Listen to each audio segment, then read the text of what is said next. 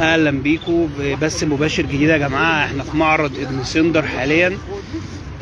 زي ما قلنا قبل كده على الصفحه، وزي ما مجموعه كناري ايجي فانز نبهوا ان هيكون في جزء او مكان مخصص لمعروضات للي حابب يقتني العصفور المميز الكناري بطفراته المميزه. تخيل بقى لما تكون بتاخد عصفور من حد مميز والعصفور نفسه مميز، فبسم الله ما شاء الله انت هتاخد حاجه. بص يا باشا، حاجه بدبلتها بسم الله ما شاء الله، الصحه ريش زي ما انت شايف. وبعدين ايه، احنا يعني انا بصور لك احلى واجمل طفرات الكناري.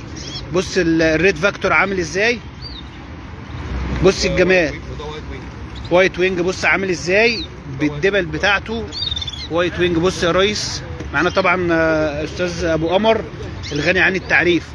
اي استفسار يخص الكناري تعالى. احنا بنتكلم دلوقتي للي ما سمعش، احنا في معرض ابن سندر يا جماعه.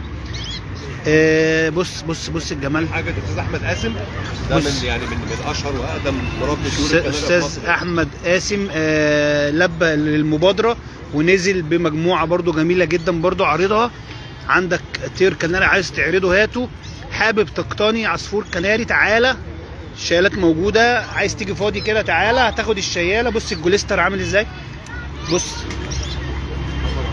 ده بلاك فيكتور ده يا ريس. اسمه بلاك ريد. بلاك ريد طبعا اللي متابعني عارف اللي انا في الكناري ايه، لسه تلميذ وبتعلم، ولكن احنا معانا اساتذه فمش هنغلط باذن الله. الريد موزايك اهو احمر فروست تالي كده واضح اهو.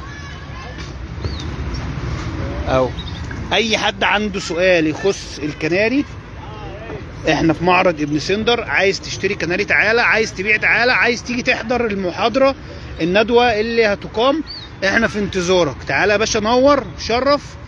مش هتمشي زعلان، هتمشي بمعلومه، هتمشي بهديه، هتمشي بعصفور، ما مش هتمشي خالص. انا هقعدك معانا في انتظار الجميع. معرض ابن سندر الفعاليات اهي زي ما انت شايف، الفعاليات شغاله اهي، التجهيزات شغاله. برضو في مسابقه لاجمل عصفور زبره، مسابقه اجمل عصفور زبره برضو موجوده. الناس شغاله اهي بتجهز، تسلم العصافير مشاركه وبتاخد رقم. انا مش عارف اتصل طب حسين اهو. برضو دي كلها عصافير مسابقه، ناس مشاركه بعصافيرها.